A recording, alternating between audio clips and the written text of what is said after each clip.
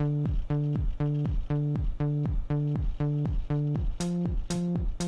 we go.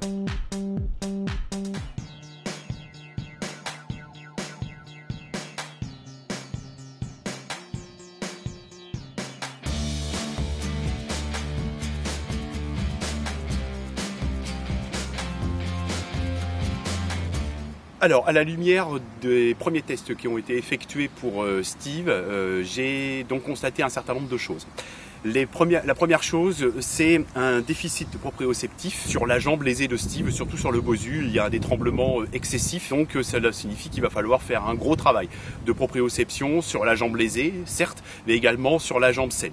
Le deuxième déficit que j'ai constaté, c'est un déficit aérobie, tout simplement, puisque le test de Buchheit a révélé une VMA intermittente qui n'est pas suffisante. On est à un palier de 16,5. Pour un footballeur jouant à ce niveau-là, c'est pas suffisant, donc il va y avoir un gros travail à faire là-dessus, et pas essentiellement sur la piste. Il va falloir également faire un travail en natation, sur l'elliptique, en plus de la course à pied. Le troisième déficit, c'est un déficit musculaire que j'ai repéré très rapidement en mesurant le diamètre des cuisses entre la jambe saine et la jambe lésée. Il y a plus de 2 cm d'écart entre les deux jambes, donc il y a un déficit de masse maigre sur les membres inférieurs. Et il y a aussi autre chose, c'est que le test isocinétique a révélé également un manque de force de 20%. Il y a 20% de déficit entre la jambe saine et la jambe lésée, et également entre les agonistes et antagonistes, ce qui est correct. Un déficit de moins d'1% se résorbe de manière assez classique, on n'est pas de l'ordre de 30%, mais il va falloir faire également un gros travail là-dessus. Et enfin, le dernier des déficits que j'ai constaté, c'est un déficit qui est lui plus pédagogique, plus technique. Steve n'était pas capable de faire un certain nombre d'exercices musculaires. Les fentes avant déjà ne sont pas faites correctement, donc il va y avoir beaucoup d'explications pour pouvoir les réaliser. Et le squat, il penche beaucoup trop son dos, il le penche beaucoup trop tôt et beaucoup trop également quand il arrive en bas pour le squat complet, donc il va falloir lui faire apprendre déjà le demi-squat correct et ensuite passer au squat complet. Et les fentes avant également, il va y avoir un gros travail dessus pour qu'il puisse gainer correctement, pour que sa jambe de devant soit bien assez éloignée et que la jambe de derrière soit placée convenablement sans trop qu'il s'écrase sur sa cuisse de devant. Donc voilà les déficits que j'ai constatés après le premier jour de test. Voilà. Here we go. Donc le protocole de réathlétisation qui a été mis en place utilise 6 items avec des proportions horaires tous différents les uns des autres. Le premier item, c'est l'imagerie motrice.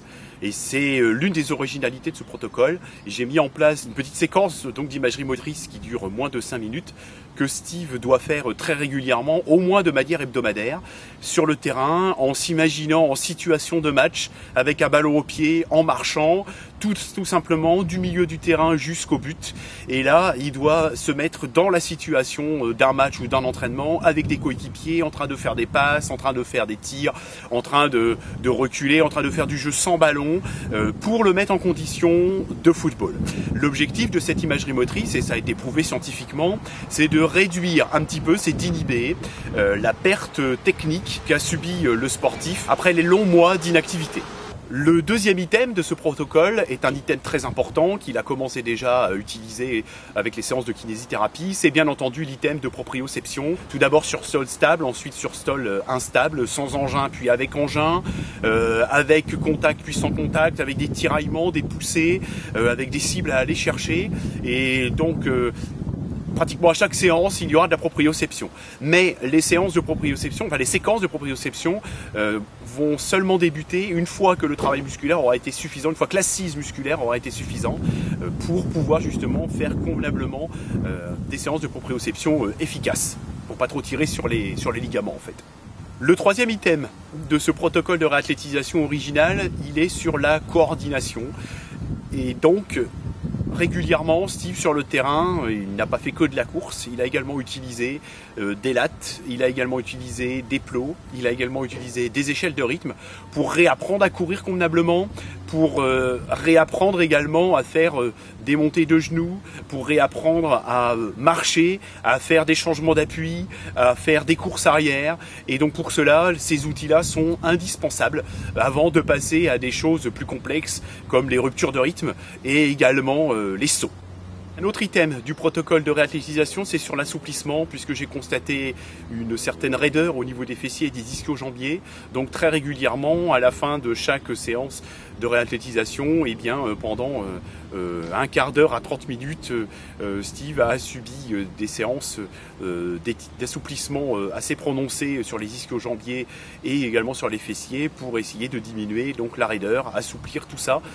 Un item important qui lui est beaucoup plus spécifique de la discipline, puisque Steve fait du football, c'est l'item aérobie. Il faut obligatoirement augmenter le potentiel aérobie de Steve qui n'a pas couru pendant des longs mois, et ça va faire même pratiquement un an, avant sa reprise en club qui est prévue pour mi-août, voire fin août. Par conséquent, eh bien, les exercices aérobie ont été réalisés avec deux moyens.